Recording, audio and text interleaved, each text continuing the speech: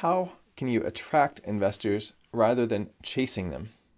Because you probably realize you don't want to be chasing people and trying to talk them into investing with you. Rather, you want them to come to you and want to work with you. Well, the key is to be seen as an authority. How do you do that?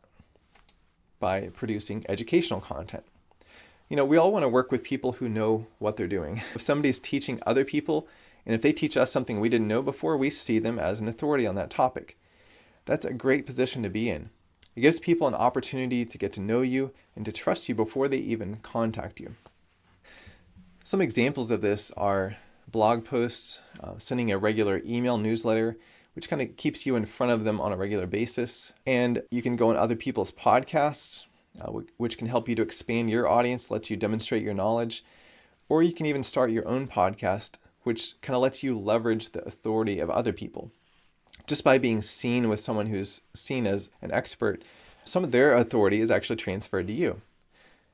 You can also share valuable information regularly on social media. Now, if you're starting out, all of this might seem overwhelming. The good news is you don't have to do it all at once. Just do one or two things, whatever you think will get the best results and the best returns, and then you can gradually add to that later. Now, your website really ties all of this together, all of this content you're producing. Of course, blog posts go directly on your website. People get on your mailing list typically by signing up for something free on your website, like a lead magnet. When you go on podcasts, the host will always ask how people can connect with you, which is a perfect time to mention your website address. Or if you have your own podcast, you're going to probably put each of those episodes on your website. You'll also probably mention your website in each episode. And a lot of your social media posts will probably direct people back to your website so they can actually get started investing with you. So let's look at a visual representation of how your website fits into your overall marketing strategy and the process that an investor will go through before actually investing with you. So on the left, we see a handful of ways to attract new investors. All of these funnel people toward your website. So for example, we have podcasts, social media, pay-per-click ads, SEO, which is search engine optimization. A lot of that basically has to do with like writing content like blog posts, and then meeting people in person. So then, once people go to your website, if your website's set up properly, it will have one or more ways to capture people's contact information. So for example, they might book a call. You might have a lead magnet they can sign up for. You might have an investor profile form that people fill out to say that yes, they want to invest or they're interested in investing. And then just a general contact form. Those are all ways to capture a lead, which gives you a way to follow up with them. That leads us to the next part, which is to follow up.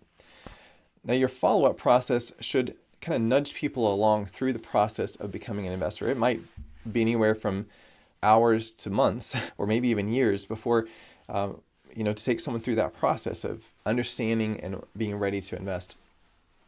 So some things you might do at that stage would be to have a call with them. You might send out emails and something called remarketing, which we won't really get into as much today, but basically it's a way to get people back to your website that have visited before.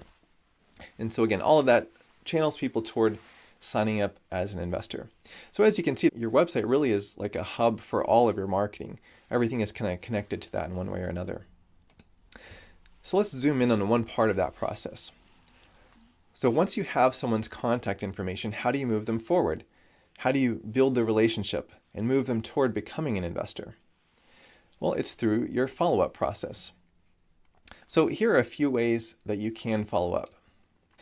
So of course you can manually follow up by picking up the phone and calling people or sending them a direct email.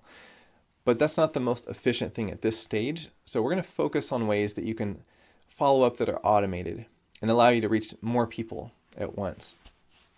So here are a few ways you can do that.